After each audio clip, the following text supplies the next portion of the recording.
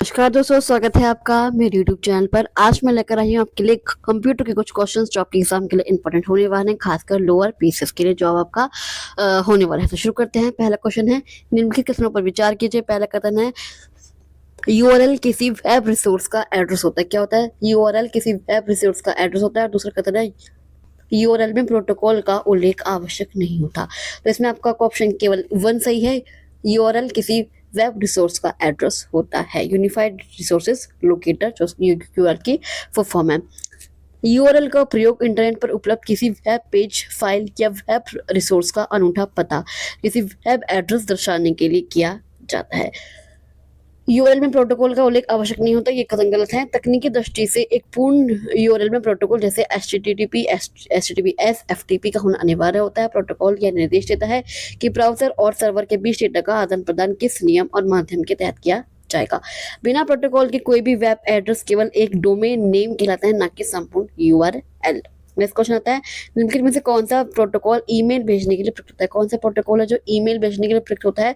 तो वो होता है SMTP। कौन सा? SMTP, simple mail transfer protocol. इसका प्रयोग मुख्य रूप से सर्वर को ईमेल भेजने के लिए किया जाता है, सेंडिंग और पुशिंग के लिए किया जाता है। नेक्स्ट क्वेश्चन आता है, निम्नलिखित तुम विचार कीजिए। पहला कथन है, IMAP सर्वर पर ईमेल की प्रति बनाए रख सकता है। IMAP क्या है? IMAP सर्वर पर ईमेल की प्रति बनाए रख सकता है। और दूसरा कथन है, POP3 सामान्यतः ईमेल को सर्वर से डाउनलोड करके लोकल डिवाइस पर उपलब्ध कराता है। तो इसमें आपके एक और दो दोनों सही है। जो IMAP होता है वो सर्वर पर ईमेल की प्रति बनाए रख सकता है। IMAP की फुल फॉर्म क्या होती है? IMAP की फुल फॉर्म होती है इंटरनेट मैसेज एक्सेस प्रोटोकॉल। क्या है ये? सर्वर पर मूल ईमेल की जो ओरिजिनल ईमेल है उनकी प्रति सुरक्षित रखता है, उसकी कॉपी सुरक्षित रखता है। इससे आप एक ही ईमेल खाते को अपने फोन, लैपटॉप और अन्य डिवाइस पर सिंक करके आसानी से देख सकते हैं। दूसरा विकल्प सही है कि POP सामान्यतः ईमेल को सर्वर से डाउनलोड करके लोकल डिवाइस पर उपलब्ध कराता है। जो ईमेल से जो सामान्यतः सर्वर होते हैं वहां से ईमेल को आपके लोकल डिवाइस जैसे कंप्यूटर या मोबाइल पर डाउनलोड कर देता है और डिफॉल्ट रूप से सर्वर से उसे हटा देता है, जिससे डेटा स्थानीय डिवाइस में ही उपलब्ध रहता है। नेक्स्ट क्वेश्चन आता है, HTTPS के संबंध में कौन सा कथन सही है? यह डेटा को इनक्रिप्ट नहीं करता। दूसरा ऑप्शन है, यह SSL और TLS की सहायता से सुरक्षित संचार स्थापित करता है। तो आपका दूसरा कथन सही है, यह SSL और TLS की सहायता से सुरक्षित संचार स्थापित करता है। यह HTTP का एक सुरक्षित संस्करण क्या है? यह HTTP का एक सिक्योर वर्जन है, सुरक्षित संस्करण है। यह SSL सिक्योर सॉकेट लेयर या फिर ट्रांसपोर्ट लेयर सिक्योरिटी प्रोटोकॉल का उपयोग करके वेब ब्राउजर और वेब सर्वर के बीच स्थानांतरित होने वाले सभी डेटा को इनक्रिप्ट कर देता है, जिससे डेटा को बीच में कोई हैक ना कर सके। नेक्स्ट क्वेश्चन आता है, यदि DNS सर्वर कार्य करना बंद कर दे, क्या कर दे? अगर DNS सर्वर कार्य करना बंद कर दे तो सबसे पहले किस सेवा पर प्रभाव पड़ने की संभावना होगी? यदि DNS सर्वर कार्य करना बंद कर दे तो क्या होगा? डोमेन नेम द्वारा वेबसाइट खोलना। हम डोमेन नेम से कोई भी वेबसाइट नहीं खोल सकेंगे, क्योंकि DNS डोमेन नेम सिस्टम का कार्य यही है कि इंसानी भाषा वाले वेब पते जैसे google.com को कंप्यूटर द्वारा समझे जाने वाले IP पते जैसे 142.250.19.46 ये का google.com का क्या है? IP एड्रेस है, में ट्रांसलेट कर देता है। क्या करता है? यह IP यह इंसानी यह जो google.com है कंप्यूटर द्वारा भाषा समझाने वाले IP पते में अनुवादित कर देता है इंसानी भाषा वाले वेब पते को। यदि DNS कार्य करना बंद कर दे तो आपका ब्राउजर यह पहचान नहीं पाएगा कि google.com दर्ज करने पर किस सर्वर से कनेक्ट करना है और जिससे वेबसाइट नहीं खुलेगी। नेक्स्ट क्वेश्चन आता है, निम्नलिखित में से कौन सा IPv6 का सही गुण है? IPv6 का जो सही गुण है वो कौन सा है? कि इसमें 128 बिट एड्रेस होता है। क्या होता है? इसमें 128 बिट एड्रेस होता है। IPv6 इंटरनेट प्रोटोकॉल वर्जन 6, यह इंटरनेट प्रोटोकॉल का नवीनतम संस्करण है, नवीनतम वर्जन है, जिसे IPv4 के सीमित पतों की समस्या को हल करने के लिए बनाया गया था। IPv6 में 128 बिट एड्रेस स्पेस का उपयोग होता है, जिसमें लगभग 3.4 गुना 1038 अनूठे IP पते उपलब्ध किए जा सकते हैं। नेक्स्ट क्वेश्चन आता है, निम्नलिखित का तुम विचार कीजिए। पहला कथन है, कुकी वेबसाइट द्वारा ब्राउजर में स्टोर की जाने वाली सबसे छोटी इंफॉर्मेशन होती है। कौन सी? कुकी। और नेक्स्ट ऑप्शन है आपका, सभी कुकीज हानिकारक होते हैं। तो आपका फर्स्ट सही है, सेकंड गलत है क्योंकि सभी कुकीज हानिकारक नहीं होती। वन का सही है, कुकी वेबसाइट द्वारा ब्राउजर में स्टोर की जाने सबसे छोटी इंफॉर्मेशन होती है। एचटीटीपी कुकी एक छोटी टेक्स्ट फाइल होती है जिसे कोई वेबसाइट आपके ऐप ब्राउजर में स्टोर करती है, सेव करती है। इसका उपयोग आपकी प्राथमिकताओं, लॉगिन स्टेटस और शॉपिंग कार्ट जैसी जानकारी को याद रखने के लिए किया जाता है। दूसरा गलत है कि सभी कुकीज हानिकारक होती हैं। सभी कुकीज हानिकारक नहीं होती है। अधिकांश कुकीज उपयोगी और सुरक्षित होती हैं, जैसे उपयोगकर्ता का सेशन सुरक्षित रखना या तो भी कुछ third party tracking cookies privacy से चिंताएं पैदा करती हैं, फिर भी वे कोई भी वायरस या मालवेयर नहीं होती। वो केवल ट्रेस का मतलब हैकिंग के लिए प्रोक्यूर्स होती हैं, कोई वायरस नहीं होता कुकी। नेक्स्ट क्वेश्चन आता है, निम्नलिखित में से कौन सा सर्च इंजन नहीं है? तो कौन सा आपका सर्च इंजन नहीं है?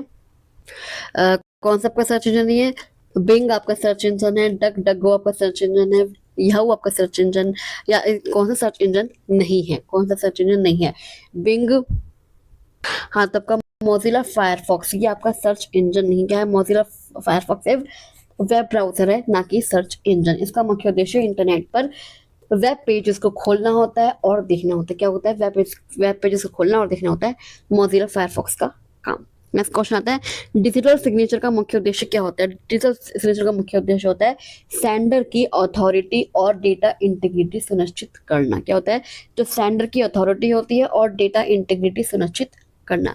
यह गणितीय और इलेक्ट्रॉनिक तकनीक है जो किसी डिजिटल दस्तावेज या संदेश की प्रामाणिकता जांच करने के लिए उपयोग की जाती है। क्या क्या होता है उसका उद्देश्य? सेंडर ऑथेंटिसिटी, यह पुष्टि करना कि संदेश वास्तव में उसी व्यक्ति ने भेजा है जिसका नाम दर्ज है, और डेटा इंटीग्रिटी, यह सुनिश्चित करना कि भेजने के बाद दस्तावेज के साथ कोई छेड़छाड़ नहीं की गई है। नेक्स्ट क्वेश्चन आता है, निम्नलिखित कथनों पर विचार कीजिए। पहले कथन है, वीपीएन का उपयोग सुरक्षित नेटवर्क कनेक्शन स्थापित करने के लिए किया जाता है। क्या कहते हैं? सुरक्षित नेटवर्क कनेक्शन स्थापित करने के लिए किया जाता है वीपीएन का प्रयोग। और दूसरा कथन है, वीपीएन का प्रयोग केवल सरकारी कार्यालयों में किया जाता है। तो केवल इसका उत्तर सही है, सेकंड गलत है कि वीपीएन का प्रयोग सुरक्षित नेटवर्क कनेक्शन स्थापित करने के लिए किया जाता है। वीपीएन वर्चुअल प्राइवेट नेटवर्क, क्या फॉर्म है वीपीएन की? वर्चुअल प्राइवेट नेटवर्क का प्राथमिक कार्य है सार्वजनिक नेटवर्क जैसे इंटरनेट पर एक सुरक्षित और इनक्रिप्टेड टनल बनाना है, जिससे उपयोगकर्ता का डेटा सुरक्षित रहता है और उसकी ऑनलाइन प्राइवेसी बनी रहती है। और दूसरा गलत है कि वीपीएन का प्रयोग सरकारी कार्यालय में किया जाता है। इसका प्रयोग आम नागरिक, निजी कंपनियां, दूरस्थ कर्मचारी और कोई भी व्यक्ति सार्वजनिक वाईफाई पर अपना डेटा सुरक्षित रखने या नेटवर्क कनेक्शन को प्राइवेट बनाने के लिए कर सकता है। नेक्स्ट क्वेश्चन आता है, ब्राउजर में इनकॉग्निटो मोड का मुख्य उद्देश्य क्या होता है? क्या होता है? इनकॉग्निटो मोड का मुख्य उद्देश्य तो होता है लोकल ब्राउजिंग हिस्ट्री को सेव होने से रोकना। कि अगर कोई लोकल ब्राउजिंग हिस्ट्री होती है उसका अगर आपको सेव होने से रोकता है तो इनकॉग्निटो मोड का इस्तेमाल किया जाता है। इसका मुख्य उद्देश्य यह सुनिश्चित करना होता है कि आपके डिवाइस में ब्राउजिंग गतिविधियां रिकॉर्ड ना हो। जब आप इनकॉग्निटो विंडो बंद करते हैं तो यह उस सत्र के दौरान की गई ब्राउजिंग हिस्ट्री, कुकीज और फॉर्म डेटा को स्थानीय डिवाइस से अपने आप हटा देता है। नेक्स्ट क्वेश्चन आता है, निम्नलिखित में से किस प्रोटोकॉल का उपयोग फाइल ट्रांसफर के लिए किया जाता है? किसके लिए होता है? FTP, SMTP. एसएमटीपी का प्रयोग तो किया सिंपल मेल ट्रांसफर प्रोटोकॉल के लिए, POP3 या IMAP। तो एफटीपी का होता है फाइल ट्रांसफर प्रोटोकॉल की फुल फॉर्म होती है। तो ऑब्वियसली ये आपका आंसर होगा।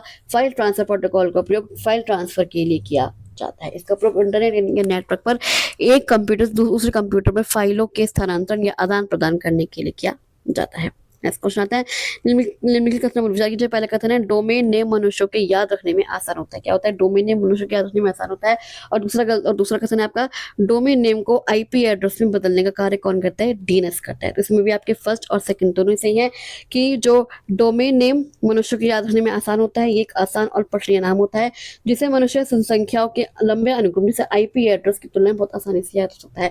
मान लीजिए google.com का आपका IP एड्रेस है 142.2.250.190.46, तो आपका ये कठिन रहेगा, लेकिन डोमेन नेम google.com आपको आसानी से याद हो जाएगा।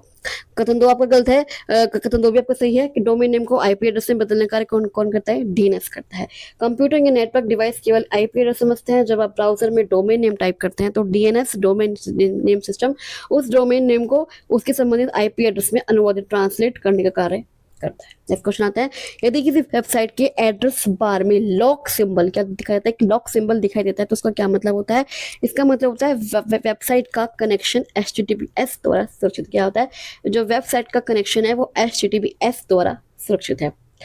जो पैडलॉक एक लॉक सिंबल ताले का निशान का क्या मतलब है?